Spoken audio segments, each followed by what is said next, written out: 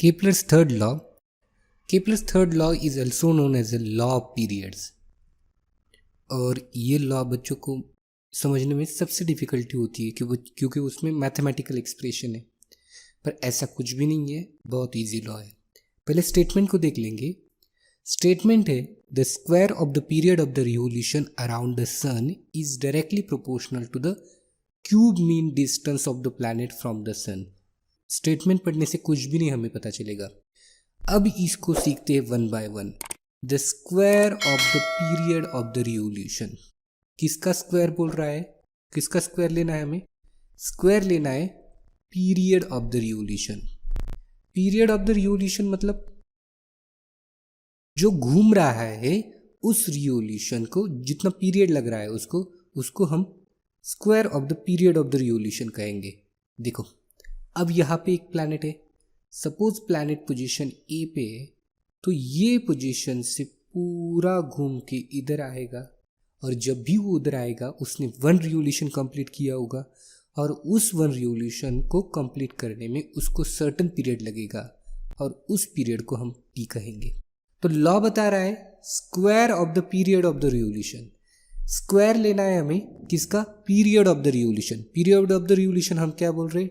T है, उसका square लेना है। T square is directly proportional to square of the period of the revolution is directly proportional to the cube of the mean distance. किसका cube लेना है? Cube लेना मतलब हमें रेस्ट टू 3 लेना है, और किसका?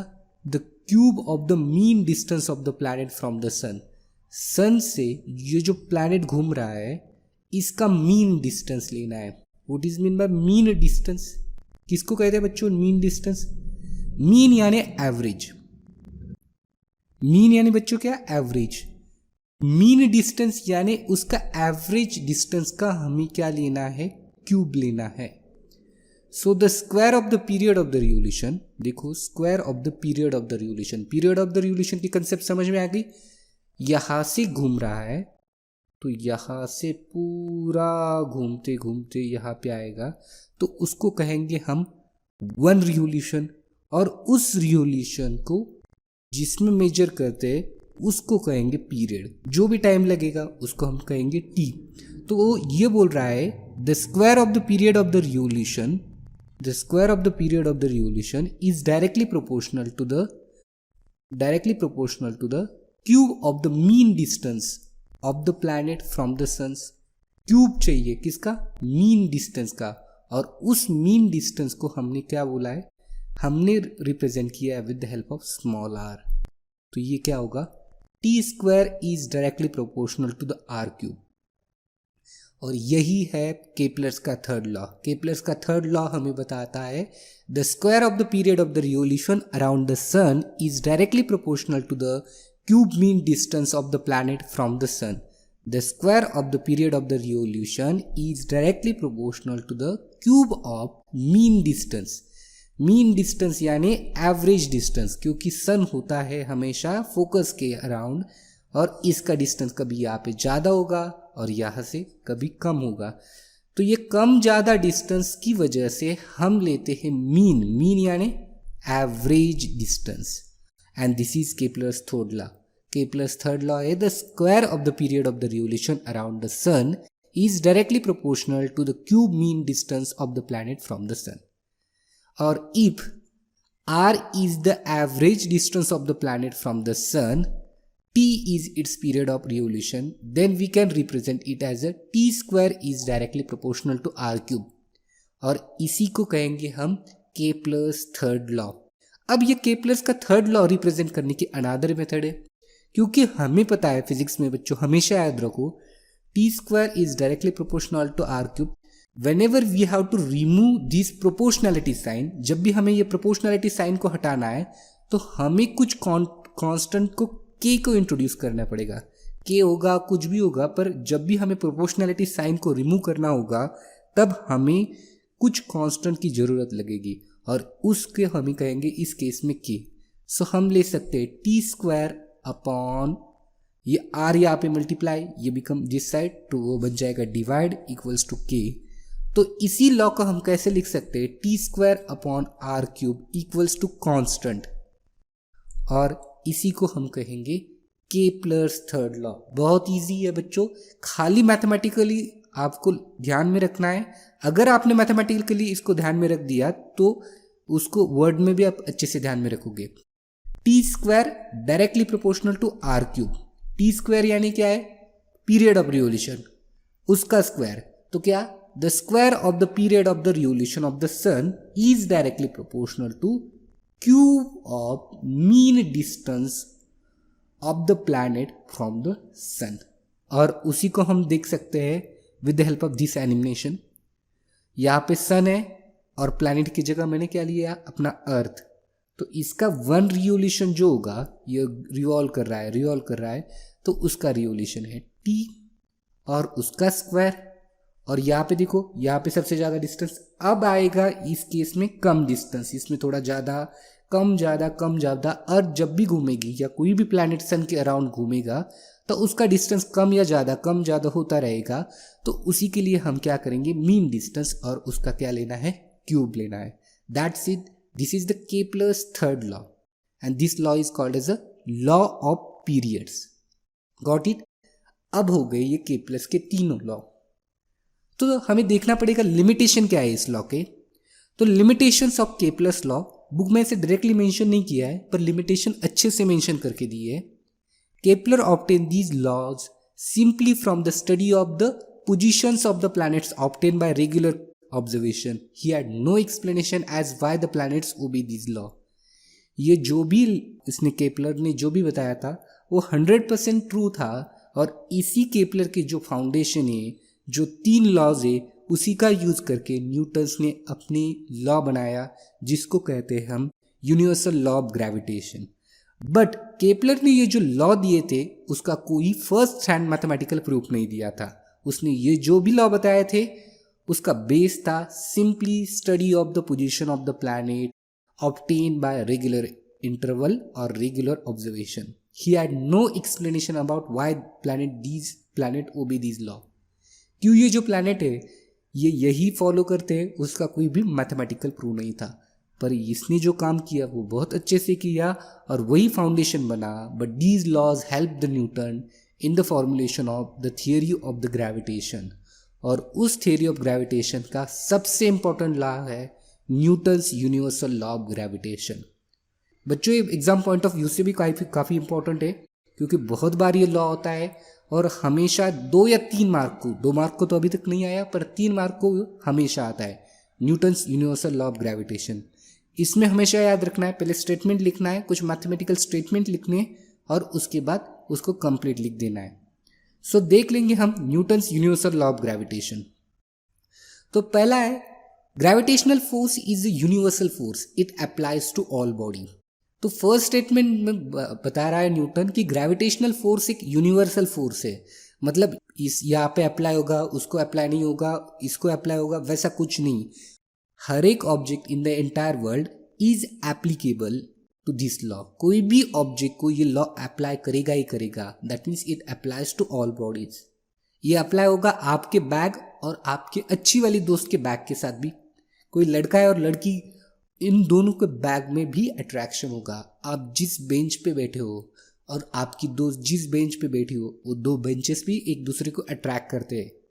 तो बच्चों नेक्स्ट क्वेश्चन आता है कि ये अट्रैक्शन इतना ज़्यादा क्यों नहीं है, क्यों दोनों चिपक जाए, क्यों नहीं वैसा होता? क्योंकि दूसरा ऑब्जेक्ट हमें उसी इंटेंसिटी से खींचता रहता है और उसका मास बहुत ज़्यादा होता है। ये पार्ट में ये लॉ एक्सप्लेन होने के बाद बताऊंगा कैसे 2 ऑब्जेक्ट हमेशा एक दूसरे को क्यों नहीं खींचते। सो अभी के लिए ये बात याद रखो, gravitational force is a universal force and it applies to all bodies. Gravitational force एक यूनिवर्सल फोर्स है और वो सभी बॉडीज के लिए अप्लाई है। सो उसका स्टेटमेंट लिख लेंगे, universal law of gravitation, all object attracts all other object. मतलब कोई भी ऑब्जेक्ट है दूसरे ऑब्जेक्ट को अट्रैक्ट करता है। All objects attract all other object. मतलब एक ऑब्जेक्ट है m1 जिसका मास है और दूसरा ऑब्जेक्ट है जिसका मास है m2। ये 2 ऑब्जेक्ट एक दूसरे को अट्रैक्ट करेंगे। m1 attract to m2। All object attract all other object. The force of attraction is directly proportional to the product of their masses and universally proportional to the square of distance between them. अब देखो statement में बोला जा रहा है कि the force of attraction all object attracts all other object, यानी ये मास m1 वाला ऑब्जेक्ट और ये मास m2 वाला ऑब्जेक्ट एक दूसरे को अट्रैक्ट करेगा. सो विथ अ फोर्स को मैं F से रिप्रेजेंट करता हूं which is directly proportional to the product of masses. So पहले वाले का फोर्स में F है, उसका मास m1 है और उसका दूसरे का मास m2 है. तो F is directly proportional to the product of m1 and m2. So F is equals to m1 into m2 and F is universally proportional to the square of distance between them. और इस statement में हमें क्या बताया, square लेना है उनके बीच का डिस्टेंस. सो हमेशा याद रखो डिस्टेंस जो लिया जाता है वो डिस्टेंस हमेशा सेंटर टू सेंटर डिस्टेंस लिया जाता है. इन केस अगर ऑब्जेक्ट ऐसा इरेगुलर शेप हो या कोई मेजरमेंट यहाँ से यहाँ लिख सकता है, कोई मेजरमेंट यहाँ से यहाँ ले सकता है, तो वंस अगेन ये मेजरमेंट क्या हो जाएंगे, रॉन्ग हो जाएंगे. तो इस केस के लिए हमेशा डिस्टेंस लिया जाता है सेंटर टू सेंटर्स और इनके बीच का डिस्टेंस दिया है हमें d. So according to the law it is universally proportional to the product of universally proportional to the square of distance between them. So ये हो गए दो स्टेटमेंट. हमें पहले स्टेटमेंट में दिया है the force of attraction is directly proportional to the product of masses. So F is directly proportional to m1 and m2 and F is inversely proportional to the square of distance between them. So F is inversely proportional to d square. Combine करते इसी को F equals to m1 m2 और इसको इस साथ मिला के लेते हैं F is inversely proportional to m1 into m2 upon d square. So the force is along the line joining the center of the two objects. So ये जो force होता है वो हमेशा एक्ट करता है line joining the centres of the two objects. जो दो ऑब्जेक्ट के सेंटर है उन्हीं के बीच में, मतलब वहां से जो लाइन ज्वाइन करती है वहां से निकलता है, यानी यहां से ये F और यहां से ये F फोर्स हमेशा एक्ट होगा. सो गॉट इट.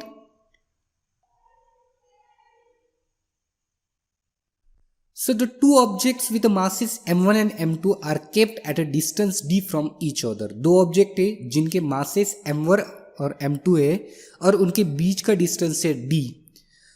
तो F is directly proportional to क्या होगा, m1 m2 upon d square. और अभी मैंने बताया जब भी आपको कोई भी प्रोपोर्शनैलिटी साइन हटानी हो तो आपको कुछ कांस्टेंट इंट्रोड्यूस करना पड़ेगा. और इस केस में मैं प्रोपोर्शनैलिटी साइन को हटा रहा हूँ और इक्वल टू साइन के लिए मैं बड़े वाले g का कांस्टेंट ले रहा हूँ और इस g को कहते हैं यूनिवर्सल ग्रेविटेशनल कांस्टेंट. सो इसी g को हम कहेंगे universal gravitation constant. So F equals to g m1 m2 upon d square. So here g is a constant of proportionality. यहाँ पे g जो है वो कांस्टेंट ऑफ प्रोपोर्शनैलिटी है and it is called as a universal gravitation constant. बच्चों याद रखो F equals to g m1 m2 upon d square. इसी को क्या कहते हैं बच्चों, Newton's universal law of gravitation. और इस केस में जो g इंट्रोड्यूस किया है वो एक कांस्टेंट है और उस कांस्टेंट को बोलते हैं यूनिवर्सल ग्रेविटेशनल कांस्टेंट. ठीक है, उसकी हमें वैल्यू भी देखनी है और उसका यूनिट क्या आता है वो भी देखना है. अभी तक हम समझ गए कि न्यूटन ने बोला है, न्यूटन का लॉ है यूनिवर्सल लॉ ऑफ ग्रेविटेशन में every object attracts every other object with a force which is directly proportional to the product of their masses and universally proportional to the square of distance between them. So हमने लिखा F is proportional to m1 m2. F is universally proportional to the distance between them. So उसको एक combine किया, F is proportional to m1 upon m2 upon d square. So F equals to g m1 m2 upon d square where g is a constant of proportionality और g को वहाँ पे क्या किया जाता है, constant of proportionality कहा जाता है और उसी को क्या कहते हैं, universal gravitation constant. So let us see universal gravitational constant, उसी को कहते हैं big G. The value of g is equals to the gravitational force between the two masses. The value of the g is equal to the gravitational force between two masses of 1 kg kept 1 meter apart.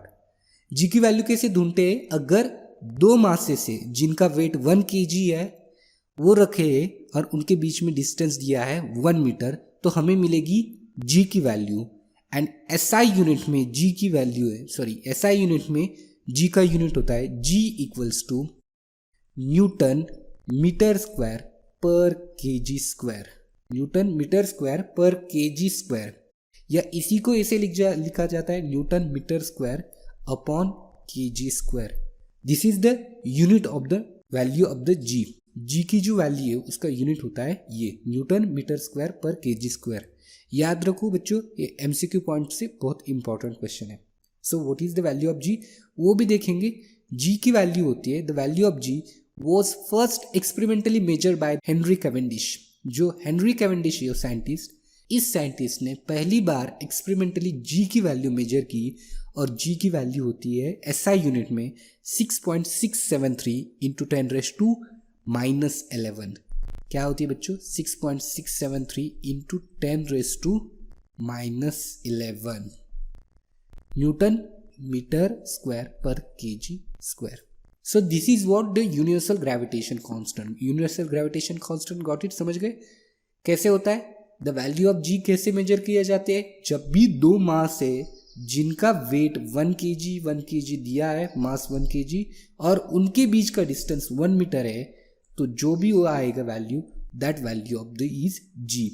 SI unit में g की value measure की जाती है, उसका unit newton metre square पर KG square. और पहली बार the value of the G experimentally determine किसने किया? हेनरी कैवेंडिश ने. और SI यूनिट में इसकी वैल्यू होती है, जी की वैल्यू होती है 6.673 into 10⁻⁻11 newton metre per KG square. That's it, ये हो गया वैल्यू ऑफ द जी.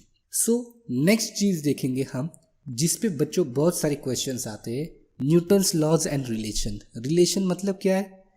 अभी ये जो नया पैटर्न है, इस नए पैटर्न में आपको एक्टिविटी बेस्ड क्वेश्चन पूछे जाते हैं.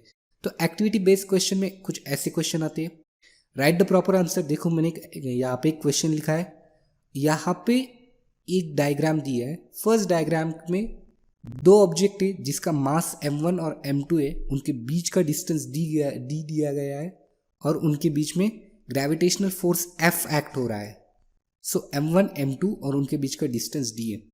और वंस अगेन वही दो ऑब्जेक्ट दिए और इन केस यहाँ पे उनका डिस्टेंस बन गया है 3D, तो हमें क्या हो गया? फोर्स ढूंढना है. तो F इक्वल्स टू, पहले वाले ने आपको बोला है कि F की वैल्यू पहले वाले में आ रही है Gm1 m2 upon d square. तो सेकेंड वाले में F की वैल्यू कितनी आएगी? क्वेश्चन समझ में आ रहा है? एक्टिविटी में दिया होगा तो यहाँ पे आपको एक बॉक्स दिया गया होगा, find the value of F. तो इस केस में हमें क्या ढूंढना है बच्चों? यार ध्यान दो, F इक्वल्स टू क्या होता है? Gm1 m2, और यहाँ पे D की जगह हम क्या डालेंगे बच्चों? 3D का स्क्वायर. क्या डालेंगे? 3D का स्क्वायर. सो F की वैल्यू हमें मिलेगी Gm1 m2 upon 9D square. तो G की वैल्यू कितनी मिलेगी बच्चों? F equals to Gm1 m2 upon 9D square. So इस टाइप के क्वेश्चन को वैसे सॉल्व किया जाता है. अब देखो अनदर क्वेश्चन है, उसी की तरह क्वेश्चन आएगा. इसमें क्या होगा? F इक्वल्स टू हमें दिया गया होगा x, पहले वाले डायग्राम के नीचे दिया होगा F इक्वल्स टू x, और सेकेंड वाले डायग्राम में पूछेंगे what is the F equals to.